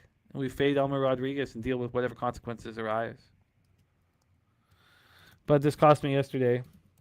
But that's how I think we should handle it. Astros first 5. I'm going to study it a little bit more, but that's the plan at this point. Let's roll on. 7:07 p.m. Eastern, the Kansas City Royals, Toronto Blue Jays. I was wrong about Scherzer. I don't know how wrong I was about Scherzer. I was more wrong about Lugo. Lugo pitched well. The Jays couldn't get to him. 8 pitches in effect. Savvy vet. We're at the Rogers Center in Toronto, Ontario. They were very proud last night that they ate 1 million hot dogs this year. $1 million dogs. They beat the record of 800,000 from last year, 800,000 something. They were extremely proud last night at the Rogers Center. We have old Dauber going up against Simeon Woods Richardson. And let's start with Dobnak. Dobby sprinkling his magical fairy dust over the opponents. He was an Uber driver a year ago. This year he is on the Kansas City Royals delivering here. Matty Ice says the Jays are the obvious play today. Look at the outfit. Dauber 1.58 ERA, 1.40 WHIP. He walks a lot of batters. His K-to-walk ratio isn't very good. The last start that he's had, I mean, you have to hold on for dear life. Thursday he got through 4 innings. 4 innings, 6 hits, 4 Ks, 4 walks. He must have had the bases juiced in every inning. He was getting double play ball after double play ball. He was pitched, he was getting very, very fortunate. Now, he's a crafty pitcher who gets a lot of soft contact and the ground ball pitcher. And we saw it like in Tacoma, AAA Tacoma, before he was traded over the Royals, he had allowed 4 home runs in 70 innings. He just doesn't seem to get barreled very often. But he looked really like they were saying on the radio that it was his worst start of the year, basically. But he didn't allow a run. So that's Dauber. Let's talk about Simeon Woods Richardson. You got to break down Simeon Woods Richardson season into 3 different layers. You have to start with his first 12 appearances and 10 starts with Minnesota. He was probably the worst pitcher in baseball. 7.74 ERA, 1.89 WHIP. In 47 2/3, he had 26 strikeouts and 25 walks. He was terrible. 0-7. So they ditched him. The Jays picked him up. In AAA Buffalo, he was good enough or above average. 6 appearances, 5 starts. He had a 4.07 ERA, 1.32 WHIP. His K-to-walk ratio was a little better with 20-9 over 24 1/3. In the show, he's not started any games. He's come in after an injury, or he's come in after the starter gets blown up for 7 or 8 innings, 7 or 8 runs. And so in the show, he's pitched in 7 games. He hasn't started any, and there's been no pressure on him because he's not being the starter. He's not here. Spencer Miles is going to be going on up first here. Spencer Miles will be opening. I guess Spencer Miles will be going deeper than here. This is a full bullpen day. The way Schneider was discussing it was that nobody's going to go deep in this game. It's just a full bullpen day. Now, Spencer Miles' statistical profile is much better than Simeon Woods Richardson, but Schneider intimated that it was Woods Richardson that was going to get the most outs or the most opportunity of outs here. And yeah, Nuke saying that Miles is starting. But again, I watched the interview yesterday. So TV Jones says Royals up. He doesn't care about the move. Says Dobnak will keep the ball on the ground. Royals offense finding themselves a bit. Bullpens be nice too. Speaking of the bullpens, the Jays bullpen is still holding its own, 3.46 ERA, 1.35 WHIP. But I think you saw some of its vulnerabilities yesterday. I don't trust it. I don't believe they're as good as the numbers indicate. And the Royals bullpen 4.70, 1.52, but moving in the right direction. The Royals are smashing the ball right now without Caglione. Jays 268, 742 OPS. Let's get into this line history here. I think that this move towards the Jays was because everyone expected Simeon Woods Richardson to start, and then they moved it to Spencer Miles. I think that's the move. Because, all night, we were told that Simeon was going to get the bulk of the innings. So this is going from minus 130 to minus 150. It's a pretty big move towards the Jays. We get to the total here for this one. We have the 8.5. It's climbing. It opened up 8, minus 120 to the over. Now it's an 8.5, minus 120 to the over. So it's a move towards the over. I don't have conviction here in this one. I don't have a ton of conviction. Snook Worker saying, should the Jays be minus 150 on a bullpen day? Spooner says that first 2.5 is tempting. I could understand the tempt. And the problem here is I also watched Daubers last start, and I was messaging back and forth with Spoons over it because that was against Gage Jump, the Dauber Gage Jump start, and we lost the first 300 in that one. 67% of the tickets are on the Jays. 72% of cash is on the Royals. But this line's moving pretty briskly towards the Jays. We have 86% of tickets on the under, 92% of cash on the under. And I'm going to be off of this spot. But I'm not off of the next spot. Let's roll on. 7:10 p.m. Eastern. Our next spot on the board, Milwaukee Brewers, 81-50, 36-26 on the road. At the New York Mets, 59-72, 30-35 at home. We're at Citi Field in Queens, New York. I was on the under in this game last night, and I cashed it. I did lose on the Brewers, though. Did lose on the Brewers in extras. Shout out to Rod Zawacki, the 10-star play of the day on the New York Mets. Also, TV Jones fading his team, which obviously caught the attention of a lot of us here in the morning bag. We have an under for me. This is another under for me. We're Citi Field in Queens, New York. Minus 5% runs, plus 4% homers, minus 15% doubles and triples, and minus 6% singles. Dustin May, I expect to bounce back here. 4.57 ERA, 1.30, 4.19 expected ERA. He got annihilated at home in his last start. Great to see you, Jacqueline. Wonderful to see you. Wednesday, August 19th, he got annihilated. 7 earned runs over 2 innings and 7-5 loss at home versus the Mariners. It was a shock. He'd thrown 13 innings for the Brewers thus far and had 3 earned runs. If he's not dealing with a back injury, he's bounced back with aplomb consistently. The back injury is the reason why he had back-to-back bad starts. And, of course, he started the year with 2 terrible starts, and then he started shoving. That was back when he was St. Louis, obviously. But if we look at the last time, on July 2nd, he allowed 5 earned runs through 2 1/3. I still think he was managing the back injury. He didn't allow a run in his next start at home versus the Brewers. Then on July 18th, he allowed 5 earned runs over 5 innings at the Diamondbacks. He came back and threw a gem at home versus Cincinnati. So let's talk about. So I think he bounces back here. Robert Stock, old Bob Stock, pitching well. He suffered shoulder discomfort in the WBC. He had surgery, and it's easy to cheer for this 36-year-old who had 88 innings in Major League Baseball coming into this. He's pitched in Asia. I can't imagine the stories he could tell you from every city in the minors, and he's pitching really well at home. Spooner says teams that have lefties have hit May all year. Says look at the lineups he's pitched well against or so over the last month or so. Sure. Let me just pull up a couple things here for me, but I'll look into that. And we can also have a Swiggy pull up his splits as well. I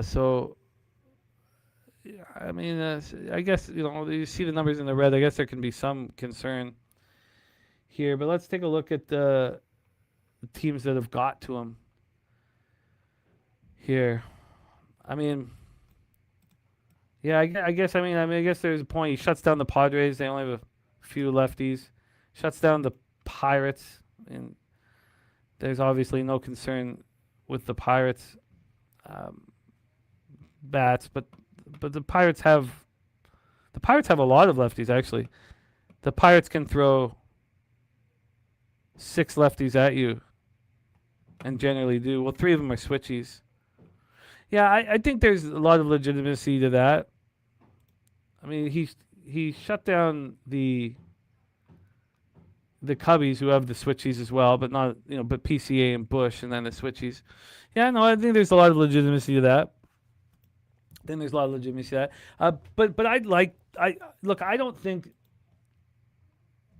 I have a bias of the Mets offense. I do not think that they're a strong offense. I think they're vulnerable here. Now you're right, lefties. AJ Lindor, the switchy, Benj, Jared Young, Beatty.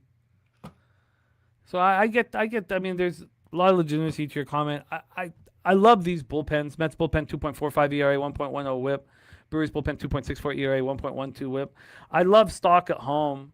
He's had 3 of his 4 starts in Major League Baseball at home.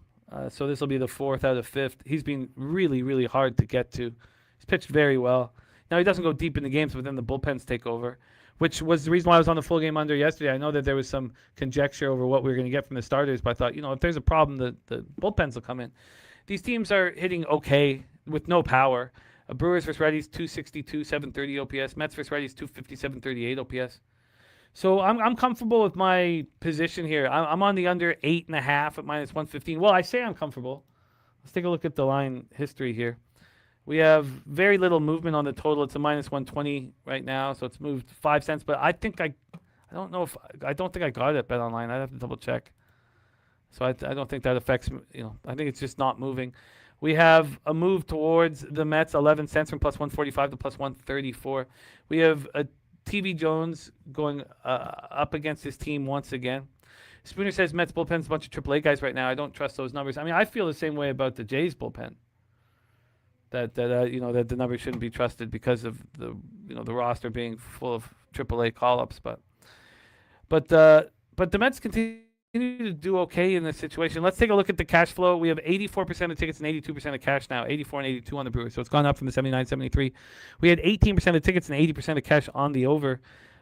Now we have 19% of the tickets on the over and 77% of the cash. So I guess, you would say, well, at least it's not moving now, I guess you would say, because it appears that sharper big bets are on the over. Well, I'm not. I'm on the under. That's that. Let's roll on. Next spot on the board, 7:15 p.m. Eastern. We have the Dodgers versus the Braves. And there was 3 different trends that Rod Zawacki dropped on us here in this game. And the one trend that did scare me of Rod's was that the Braves have won 7 of their last 8 games as home underdogs. But I'm much higher on Sasaki than Rod is for starters. And I think it's very clear to say that you could question the way the Braves have handled A.J. Smith-Shawver, bringing him up at 20 years old. Now, of course, he had to deal with Tommy John surgery and things like that are sort of out of the control of the Braves staff. But we're in Truist Park in Hotlanta, and look at that. -8% runs, -5% homers, -12% doubles, triples, and even for singles. When have I ever seen that? That is absolutely wild. When have we ever seen Truist Park like this? TV Jones says +120 for the Braves. Now that's intriguing one. No part of the +108 last night. Well, I wanted. We wanted to talk about the weather in this game here as well. I thought that it wasn't going to hurt us last night because I thought the storms were going to be here early, around 5:00, and that looks to be the case here. So let's see. The scattered thunderstorms are at 5. So once we get to 8:00, it's 10% precipitation. We're good now. I wanted the Dodgers last night. I wanted the Dodgers, but the longer I sat with it, and the more I questioned the way the Dodgers bullpen has been pitching. Braves hasn't been lights out either, but the longer I sat with it, the more I thought, no, I want Roki Sasaki, and I want to go up against A.J. Smith-Shawver. So instead of the full game, I pivoted, and I took the Dodgers first 5 at -126. Dodgers first 5 at -126. Let's go over it. Sasaki's been really good.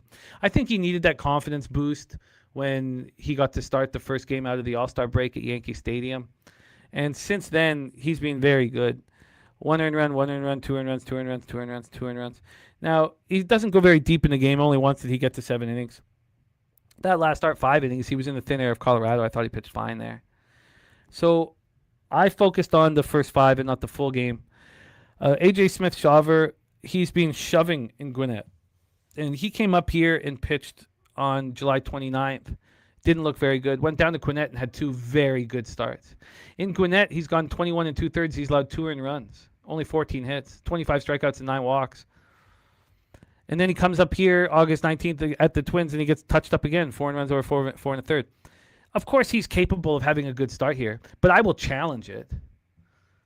I'll challenge it. So Dodgers bullpen 4.72 ERA, 1.37 WHIP. Braves bullpen 4.13 ERA, 1.40 WHIP. Both have been much worse than we had expected here.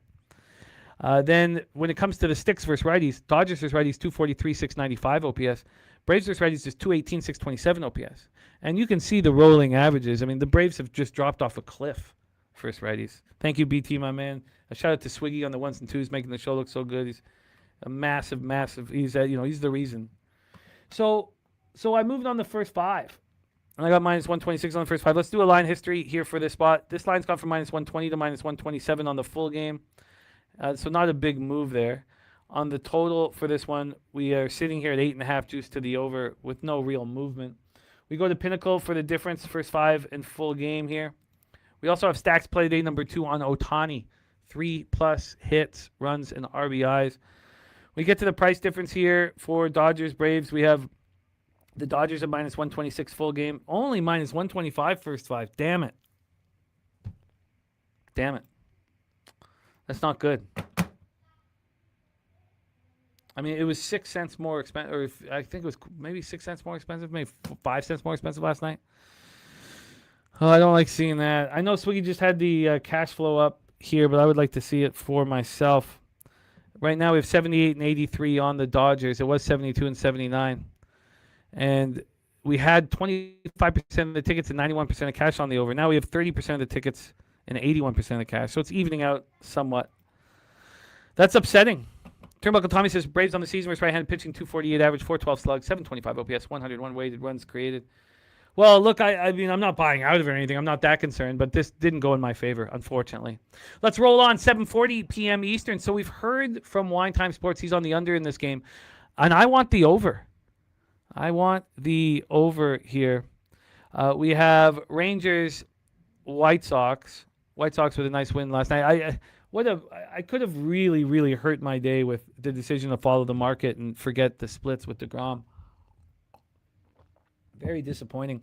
Mackenzie, well, first off, we're in Rate Field in Chicago, Illinois. Let's get into the weather here at Rate Field.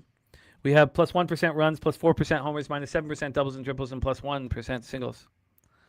And Jerry says minus 130 to minus 138 is the best. Is that first 5, Jerry? Because that would make me feel a little... Oh, yeah. Spooner says first 5 minus 132 to minus 150. Oh, well, that's great. Okay, that's wonderful. Thank you, guys. That really... that gives me a sense of calm. Pinnacle of not following that here. I guess I could look up BOL, but I won't right now. Let's stay focused. We got to keep moving. 31 minutes till the daily stretch. Mackenzie Gore, 7-9, 4.26 ERA, 1.23 whips. Got 3.80 expected ERA. And Gore's pitching quite well right now. I think he's easily backable with the way he's throwing. I didn't feel like that earlier in the year. He clearly has bad home and road splits, but we look at these last road splits, they're not bad at all. Or last road games, not bad at all. 3 earned runs over 5 2/3 at Sutter Health Park, so that's fine. At the Angels, 1 earned run over 5 1/3. That was the 4th time they'd seen him. That was the 3rd time. Sorry, the 4th time was August 21st at home when he shut them down again. Maybe you could say they can't hit lefties. Then at the Rays, this is a great example. 3 earned runs over 7 innings. They're hitting lefties. So you have to go back to the first start after the All-Star break to see him get touched up on the road. Then we have Sean Burke. The question we asked last night was, is Sean Burke dealing with arm fatigue? He's now at 146 innings. Last year was the most he'd ever thrown. It was 134. Did I write it down? 134 and a third. So now he's at 146. These last 2 starts have not looked good, and he was pitching he was pitching so well. And then he has 2 bad starts. At home versus the Reds. Oh, no, that was his last good start. At the Tigers. 4 earned runs over 4 1/3, and then at home versus the Mets, 4 earned runs over 6. So he's gone 10 1/3, allowed 12 hits, 8 earned runs, 2 homers, 6 Ks, and 3 walks. He just doesn't look as dynamite as he has looked. Now, White Sox bullpen is really good, 3.39 ERA, 1.24 WHIP. Rangers bullpen 4.47 ERA, 1.43 WHIP has been somewhat susceptible. The White Sox are raking lefties right now. which won't get me on Mackenzie Gore. Uh, they're really starting to hit lefties. Remember, they stopped hitting them completely a little while ago. Rangers versus righties, 226.42 OPS. Let's get into the line history here. We have a 5-cent move to the over. It's gone from an over 8 at plus 100 to over 8 at minus 105. Huh. From a money line standpoint, we have a move towards the Rangers, 7 cents from plus 118 to plus 111. We look at the price difference, first 5 in full game here. We have here we go. We have the White Sox minus 117 full game. First 5 minus 131, so they're still saying that there's a big advantage with Burke. Billy Friedrich says Gore is a fly ball pitcher that doesn't bode well for him at right field.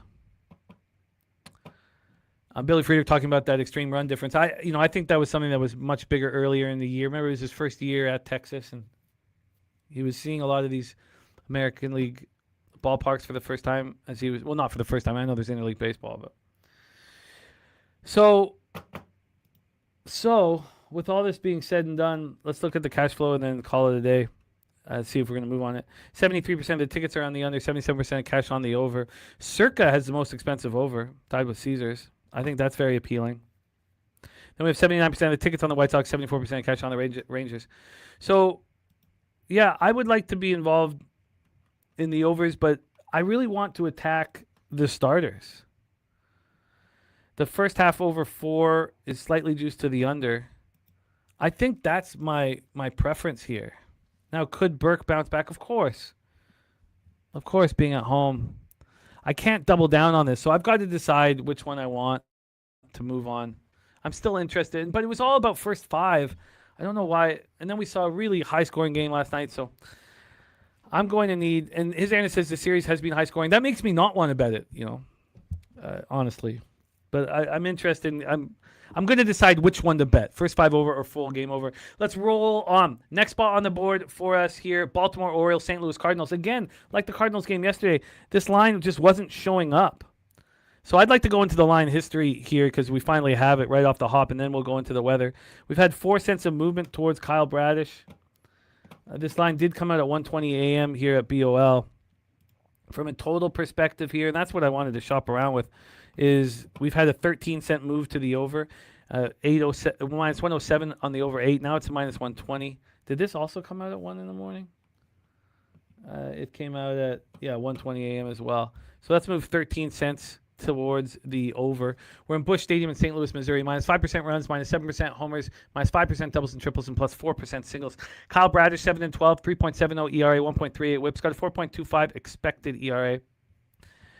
We have the Thursday, August 20th, his last start, 5 runs, 3 of which were earned over 5 2/3 in that loss at home versus the Yankees. Before that, he was pitching quite well. I wanted to believe in these pitchers early, but I'm a little surprised that this is moving from 8 to seemingly an 8.5. McGreevy on the other side, 3.54 ERA, 1.2 on whip. Ground ball pitcher that, the expected ERA negatively affects. 5.31 expected ERA. We have the last few starts have been okay. I mean, he's not going deep into games. He's getting touched up seemingly in all of them. That last start at the Reds, he didn't look that good, but he got put them in a position to win. 3 earned runs over 5 1/3. Start before that at the Cubs was phenomenal.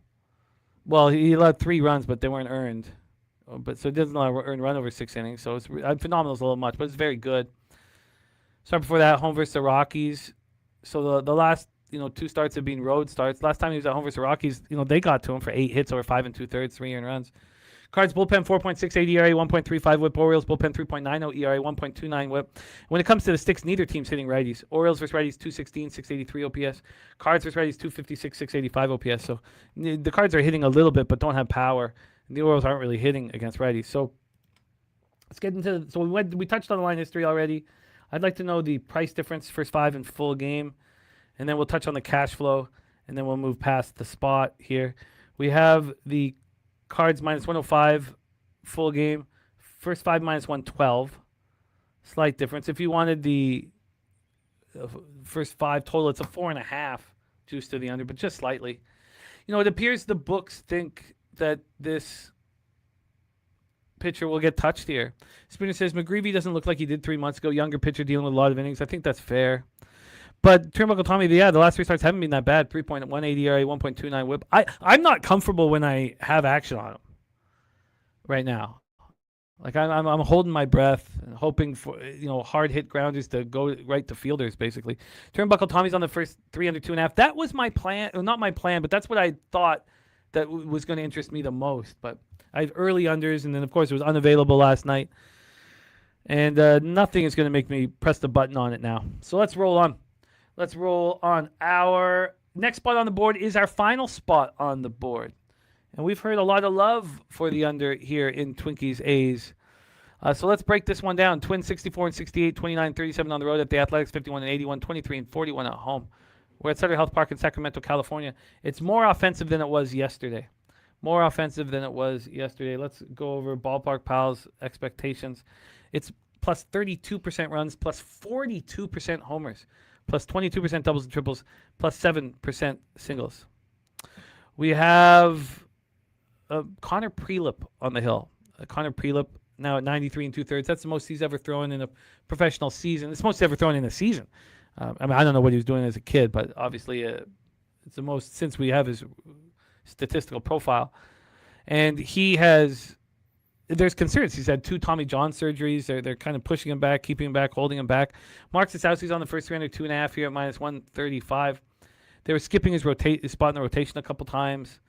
They gave him a huge break off of the All-Star break. They're just trying to keep his innings down. The market was very high in his favor. Very, very high in his favor in that last start of the Padres. The move was 25 cents towards him, and it cost me money. He's now allowed 14 earned runs over his last 11 innings. 14 earned runs with 16 hits, 2 home runs, 13 strikeouts, and 6 walks. Both are losses. You have TV Jones talking about Prelip on the road as a definition of a gas can. I don't think he can be trusted. Now, this is a very offensive ballpark, but he's going up against a very weak team here in the A's, missing all of their big sticks. Let's talk about JT Ginn, 3.60 ERA, 1.23 WHIPs, got 3.93 expected ERA. And, Ginn came out with the blister, had the blister issue after the All-Star break. So he was on the IL for quite some time. He's looked good enough here, and he's been really good at home all season long. So I could understand why anybody would want to back him here, but then you'd have to back the A's. It was clear that the A's were sharp action yesterday, and I was still afraid to move on it. Now, if I had to have added it, I would have added the Padres full game as well. So I felt okay letting it go. A's bullpen 6.25 ERA, 1.61 WHIP, absolute trash. The Twins bullpen 4.48 ERA, 1.53 WHIP. We have the Twins versus righties, just 235, 680 OPS. And we know that Buxton's out. Buxton hurt his back. That was brought to us by Mark Sasowski during our show last night. And then A's versus lefties, 230, 649 OPS. Let's get into the line history here. This total opened up 9.5 minus 120 to the over. Now it's an over 10 minus 120 to the over.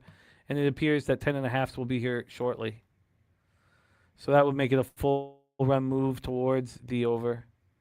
From a money line perspective here, we have a big move towards the Twins from minus 115 to minus 136. 21 cents of movement towards the Twins. It's hard to...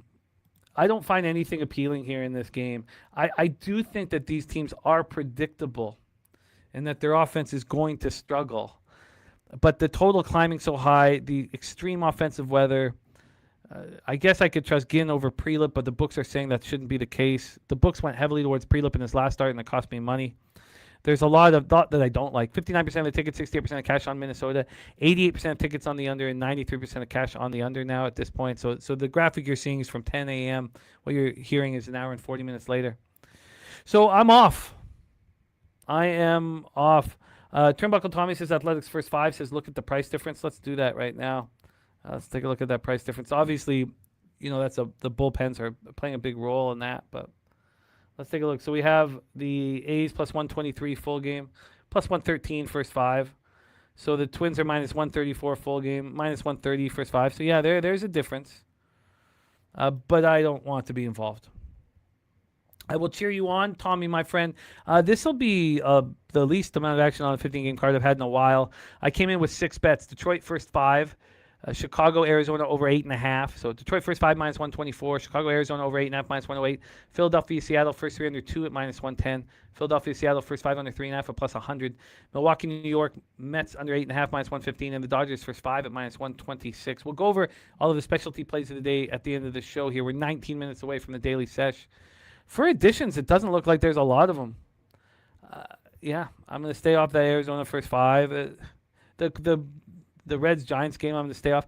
The spots where I was, concerned, like the Guardians first 5 full game, it may be just that easy, but the line's not moving in direction to give me confidence here. So rolling through this card, I know there's additions coming, and that is either a first 5 over or a full game over in Pittsburgh, San Diego Padres. Spoons brought up some nice points about the bullpen. I'm going to take another look at that. That Red Sox spot, I'm not going to move on with the big move against it. I want the Nats live. I can look at that game for a little bit longer. I'm gonna bet the Astros first 5 though. Astros first 5. I will add. I will back Lambert here. So there's 2 additions. Is that it? That's it. Oh no, first 5 over or a full game over in Rangers White Sox. So one of those 2 bets there, and then that's it. So 3 additions will give me 9 bets on the card. It's a relief, man. Let's just focus on football and focus on tomorrow's card. All right, let's get into the WNBA. We went 1-1, down 0.15 units yesterday. We just have 2 games on the card today, and I've moved pretty heavy on game 2, and I thought I was going to move even heavier, but there was a lot of conjecture from Rod and AM, and I decided just to stay where I am, and I may just leave it the way it is here.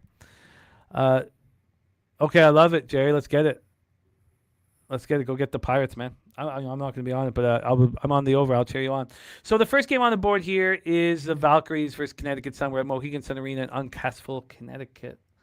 Let's get into the line history here for this spot and touch on the cash flow as well. Line history-wise, Golden State opening up minus 13. They're now minus 14, a 1-point move towards the Valks, a 2-point move towards the under from 154 to 152. When we get to the cash flow here, come on. Here we go. We have 71% of the tickets and 85% of the cash on the Golden State Valkyrie, 93% of tickets and 91% cash on the over.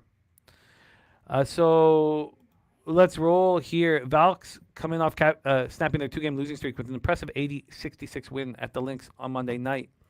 Sandra Lucini scored 8 of her 18 in the 4th. And Gabby Williams put up 15. That should have been an easy prop bet because she got benched the game before. AM is on the Sun plus 13 here. Sun plus 13.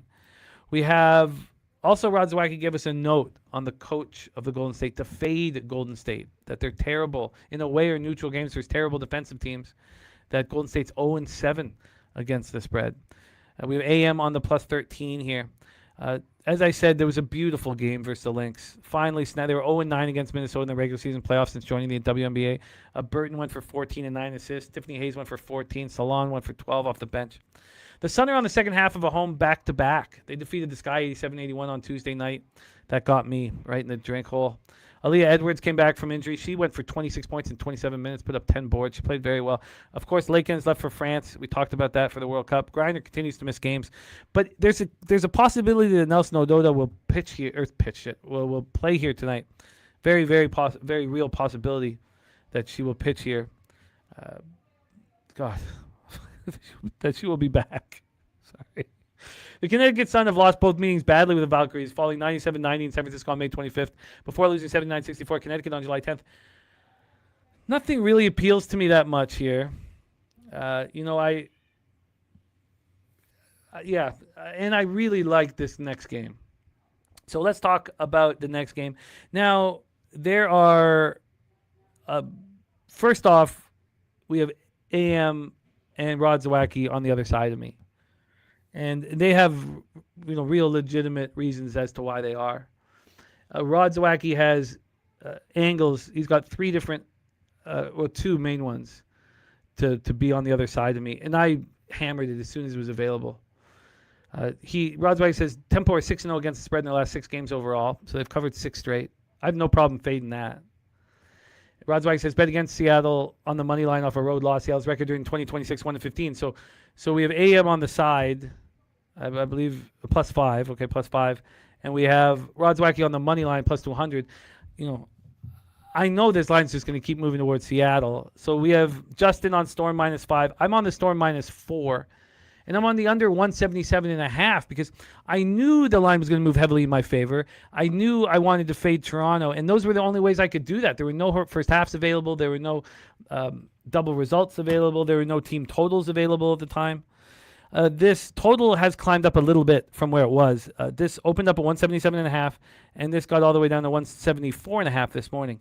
It actually got down to 174 a little while ago, and it came back to 175. So it's bouncing around. Still 2.5 points in my favor. I don't bet totals in WNBA or NBA really very often. I don't want to bet totals. I try so hard not to bet totals.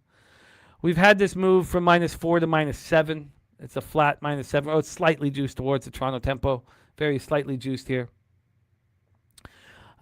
So, let's get into it here. The tempo the tempo have their top 3 guards injured.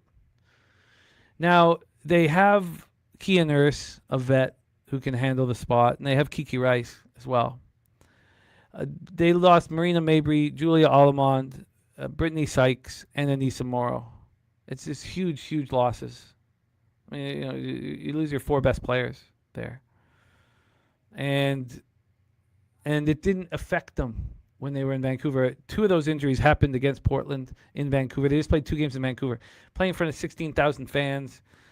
Going up against the defending champion Aces with all these injuries, we see teams do that. And then what happens when they go out on the road?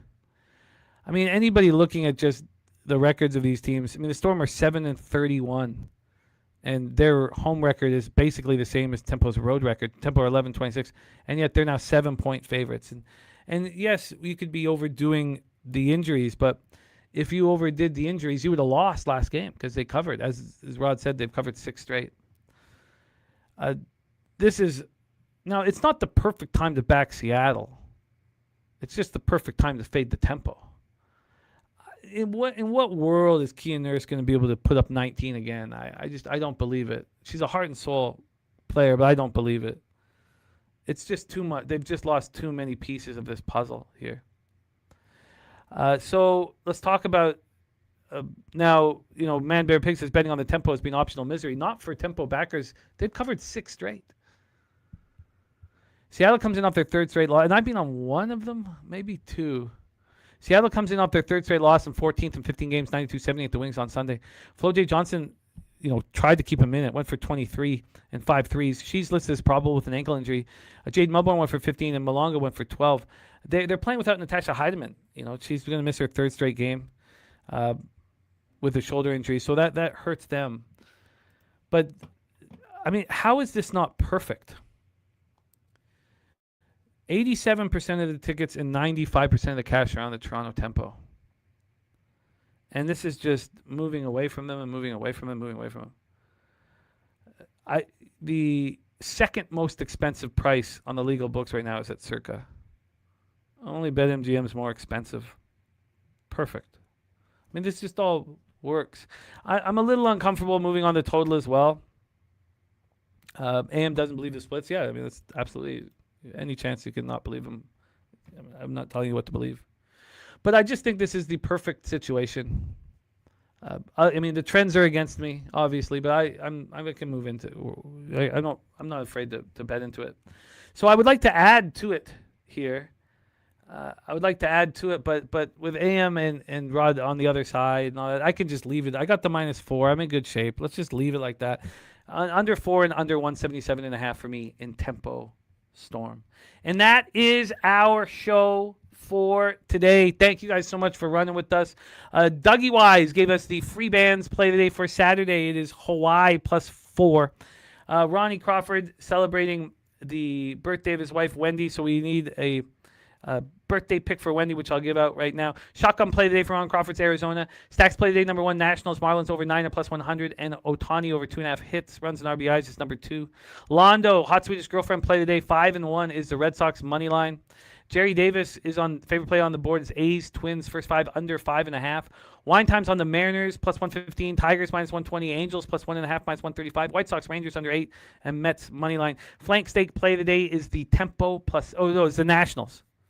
But he's also on the Tempo plus 6.5. Nationals run line. Taint play of the day is Cincinnati, San Francisco, first 5 under 4. Josh Witt's barn burner play of the day is Astros team total over 3.5 and Alvarez over 1.5 hits, runs, and RBI parlay here. And the birthday bet here, the birthday bet is, let me just get one last look and see how Pinnacle's holding up these lines. This will tell me everything I need right here. The birthday bet. Ooh. Shoot. Moved to the under in the Cubs Diamondbacks game. I don't like that. The birthday bet is the first 5 under 3.5 in the Philadelphia Phillies Seattle Mariners. First 5 under 3.5. I got plus 100. It's a little more expensive right now. Philly, Seattle, first 5 under 3.5 is the birthday bet. You know what? Dodgers first 5 too, but that's like, no, I'll stick with the first 5 under 3.5. First 5 under 3.5. Dodgers will be second place. That is our show for today. Thank you guys so much. Steve G, Nasty Nate, Swiggy, AM, Man, Bear, Pig, Jerry, Davis, AM, his Aaron is Billy Friedrich, The Solution. Thank you guys so much for running. Turnbuckle Tommy. Thank you guys, man. His Airness, Justin McKelvey, TV Jones, Mark Stasowski, Morgan Spooner, Nate Dog 420. Thank you guys, Jermaine. Thank you guys so much for running with us, man. We're 2-0 through 2 days this week. That's all I can ask for. It's not being easy. It's been such a battle. So let's make it 3-0 and then 4-0 and then go for the week sweep on Friday. That's the plan here. We're 2-0. You'd think we'd be massively up, but we're just 18 and 13 plus 2.78 units over the first 2 days of the show. So let's keep climbing, man. Thank you to Swiggy on the 1s and 2s. Leroy Flood, thank you, my man. Steve G, thank you for running with us. Let's get this money, man. If you could put it in the link for everyone to go over to the daily session, if you could drop the link for the daily session here, that would be great. On behalf of all of us at Pub Sports Radio, go get this money, man. Let's get this money, man. Let's milk these bookies, man. Let's milk them. Let's milk them. Milk these bookies, man. Leche! Hey, los bookmakers. It's easier to sleep in the black when you're losing your ass and feeling so. You know what to do. Tune in to Pub Sports Radio. Easier to sleep in the black. It's easier to sleep in the black. It's a roller coaster ride, you're gonna catch a bad beat. No problem, keep your head up and just bet the spreadsheet. It's easier to sleep in the black. It's easier to sleep in the black. All thanks to Jeff Slaughter, these shows have our backs. POD's always rolling, especially the stats. Easier to sleep in the black. It's easier to sleep in the black. We got Jimmy, Jose, Dabby and the fam, Dutch wine time, Spooner and OG Wham. So hit the like button, don't say that you can't. If you know what's best, just put your money on tape.